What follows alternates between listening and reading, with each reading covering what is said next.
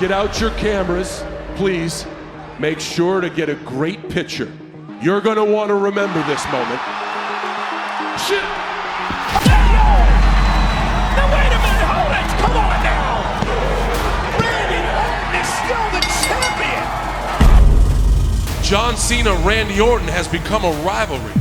No, wait. John Cena, Randy Orton has become the rivalry. Ever since you came to the WWE training center, you were untouchable. You were bulletproof. You couldn't be fired. Nobody could touch Randy Orton because they liked you. And then you get to the WWE and what happens? You get sheltered by the best performer in the business. Nothing's changed, Randy. All you do is hide behind Triple H. All you do is hide behind Stephanie McMahon. And you got the balls to stand in this ring and say you're better than anybody here?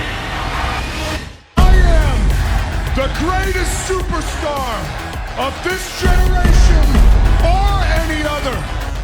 I just wanted to make a statement that when the chips are down, I can be just as brutal as you.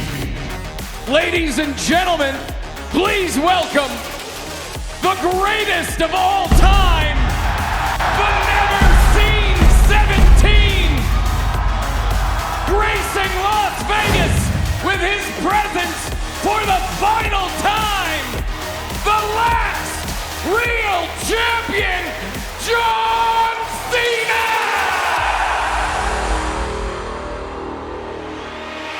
When John Cena announced his retirement tour for 2025, the general expectation was that it would be a year that would be limited to multiple nostalgic rivalries, such as CM Punk, The Rock, Roman Reigns, or even The Miz.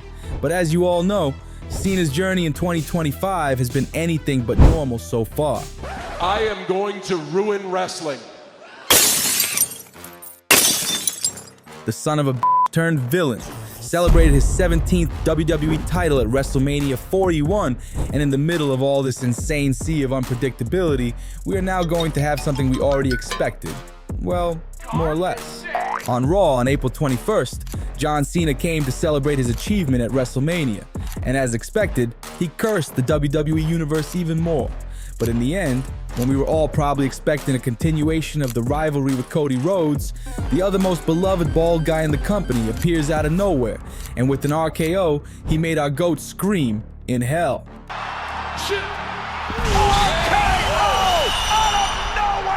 So by all indications, we're going to have the chance to revive one of WWE's most historic rivalries, only now as Cena heel and Orton face. So in today's video, we're going to look back at the history and importance of this rivalry and how I would write this new chapter.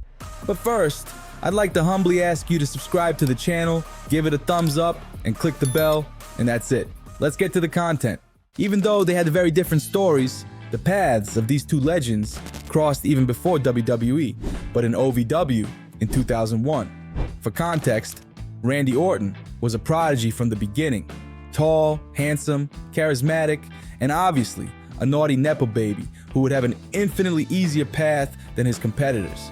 While John Cena was a kid with steroids stuck even in his fingernails, with a haircut that could only be more ridiculous than his green trunks and his ring name, Prototype.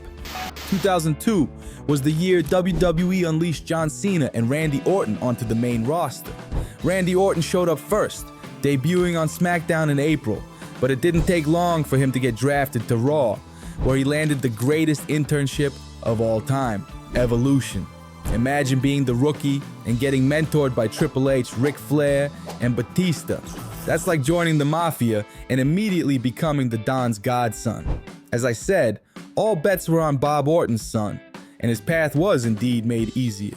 Meanwhile, John Cena made his grand entrance in June 2002, wearing tights that looked like they were stolen from a discount store in Venice Beach.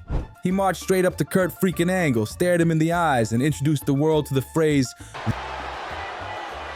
Ruthless aggression! and it was a total failure. John Cena had no charisma, no history, no personality, nothing.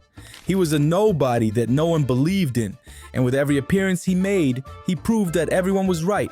Until one day, when he was about to be fired, he decided to do a freestyle on a bus, which luckily had Stephanie McMahon on it, who saw potential in Cena's rhymes. and as you all know, completely changed the destiny of John Cena and the entire WWE. So, you think you're untouchable?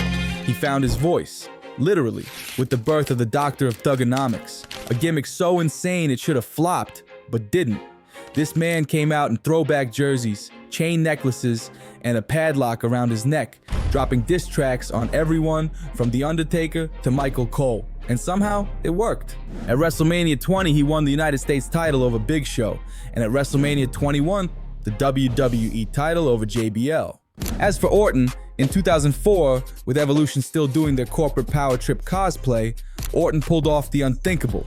He beat Chris Benoit at SummerSlam and became the youngest world heavyweight champion in WWE history at just 24 years old.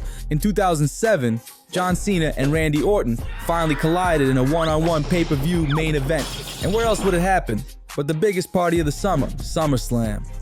At this point, Cena was deep into his Superman phase, holding the WWE Championship like it was surgically attached to his waist.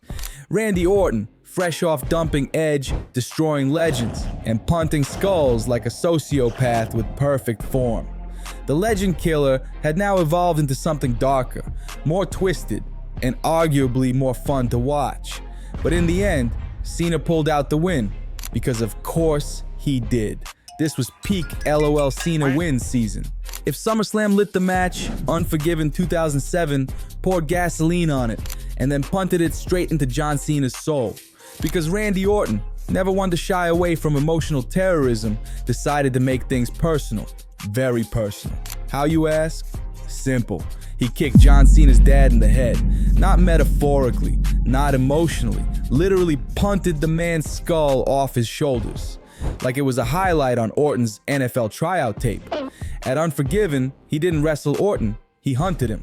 No technique, no game plan, just pure, unfiltered rage. So much so that Cena got himself disqualified, which is basically the WWE version of I don't care if I win, I just want you dead.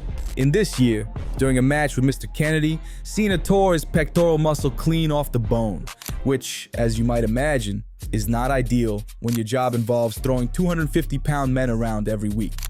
Cena was stripped of the WWE Championship, and for the first time in years, the company's golden boy was out of the picture. With Cena out, WWE needed a new top guy. And who better than the most sadistic, cold-blooded bastard on the roster? Everyone thought John Cena would be out until at least WrestleMania. The guy tore his pec muscle clean off the bone. Usually that gets you more time off than a corrupt senator. But then came entry number 30 at the 2008 Royal Rumble, and we hear.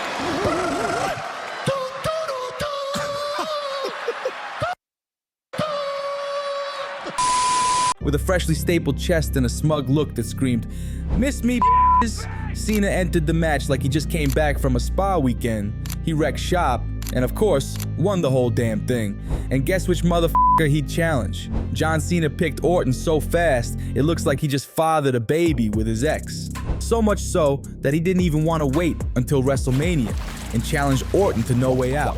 Holy shit, it was so obvious how much the writers loved John Cena. It was so obvious that he would fight for the title at WrestleMania that they already brought it forward to No Way Out as well. Cena was locked, loaded, and ready to reclaim the WWE title. But Orton? Oh, Orton had other plans. Plans that didn't involve losing the championship, or winning with honor, or doing anything that resembled wrestling, really. What did he do? He slapped the referee across the face. Not out of rage, not by accident, but as a big brain DQ move to keep his title.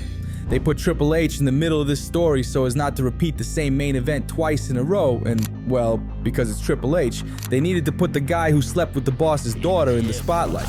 It's WrestleMania 24. John Cena wants his redemption. Triple H wants to remind everyone he's still the game, and Randy Orton, he just wants to keep his damn title and be a real jerk along the way. While the other two were too busy trying to out-macho each other, the Viper struck with a classic sneak attack, pinning Cena and slithering out of WrestleMania still WWE champion. Backlash. 2008, Cena, Orton, Triple H, and JBL walk into a fatal four-way for the title. The match was a complete mess. Everyone was brawling, diving, and acting like idiots. In the end, Triple H lucked out, hitting a pedigree and ending Orton's reign, which caused his rivalry with Cena to cool down for a period. In 2009, Randy Orton took on the role of cult leader, forming the legacy with his trusty disciples, Cody Rhodes and Ted DiBiase Jr.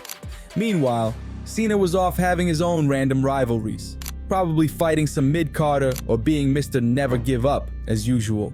But the universe, or rather WWE, had a funny way of pulling them back together. The paths would cross again, as it was written in the stars that the big-time showdowns between Orton and Cena would always be inevitable. And this return would occur at SummerSlam 2009, where Orton tried once again to disqualify himself to leave with the title, but was interrupted along the way by Vince McMahon, who informed that the fight would be restarted and that if Orton was disqualified again, he would lose the title. But as I always say, crime pays, and cheating only doesn't work when it's not done many times. Orton, without the referee seeing, applied an RKO on the ropes, and our Superman was wronged again. Only this time, he didn't have a second chance on the same night. Alright, so Breaking Point 2009 gave us the classic I Quit match between Cena and Orton. Cena won, Orton lost, which was obvious as a motherfucker.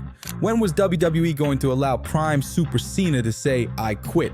A month later, there was a rematch at Hell in a Cell, where Orton won, which led to an interesting outcome. So WWE, in their infinite wisdom, thought, hey, these two psychopaths haven't tried to murder each other enough yet. Let's lock them in a 1-hour anything goes Iron Man match. Because clearly the only logical next step after an I Quit match is to basically schedule a full-blown crime spree with a timer. Oh, and just to crank up the drama, if Cena lost, he had to leave Raw. Translation? Let's pretend like Cena's going anywhere for a second. And surprise, surprise, motherfuckers, the golden chicken didn't go anywhere, winning the fight. The rivalry remained quiet for a few years, until 2013. Because apparently, one championship wasn't enough for Vince's two favorite human action figures.